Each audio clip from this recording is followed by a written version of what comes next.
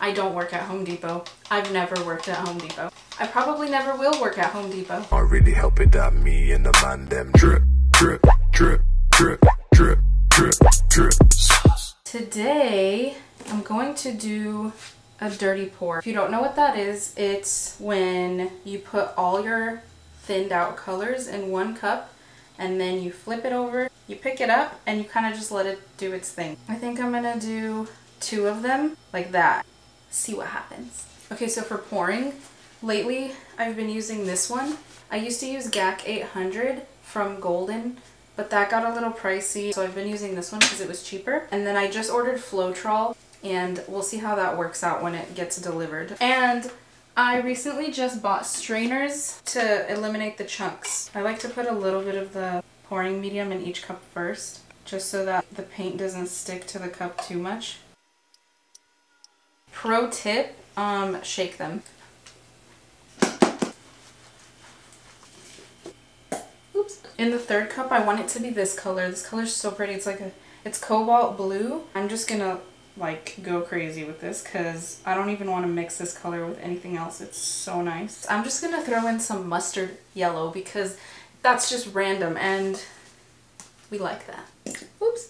And I'm not gonna add any additives this time, like silicone or WD-40, or is it WDW?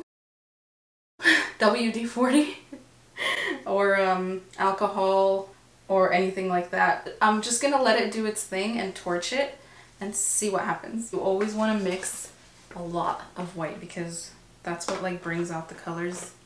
It's just a good, what is the word? It just goes well with the pours.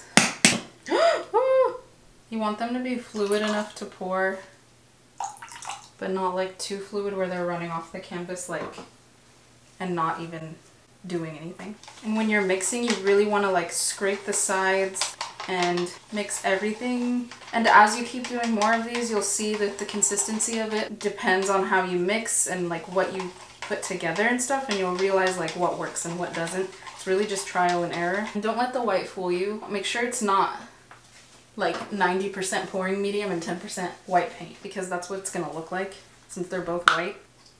Oops. You really gotta take your time with each cup.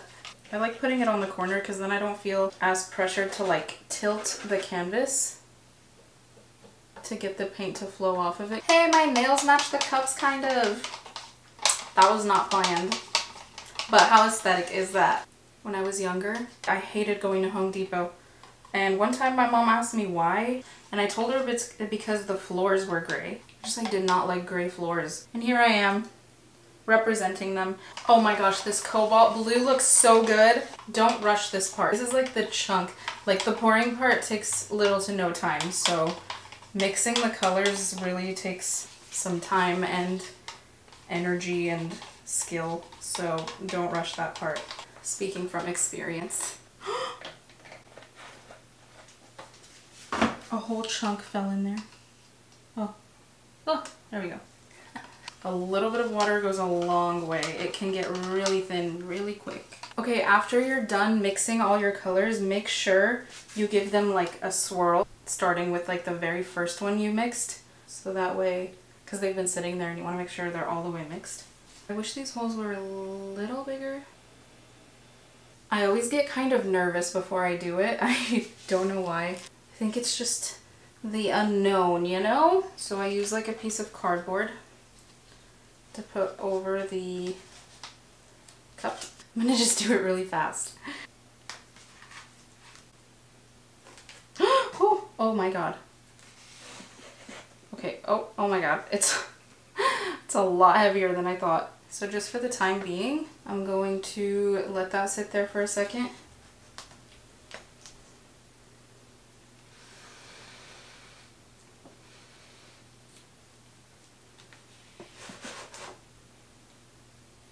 And you don't want to lift up right away, so you want to give the paint time to like go all the way down.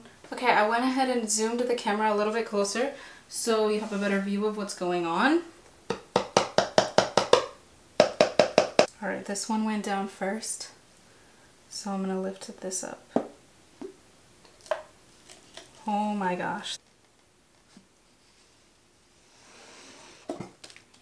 Ooh. We are gathered here today in loving memory of the paint in Justina's cup. Okay, seriously though, my heart broke a little bit when I saw how much paint fell off of my canvas. So to avoid that, make sure you're pulling the cup up from the middle of the canvas, not off to the side like I did, like that. You don't want to over torch. I really like how it's looking right now, so I don't want to over tilt. Damn, there's a lot of paint on this. Slowly.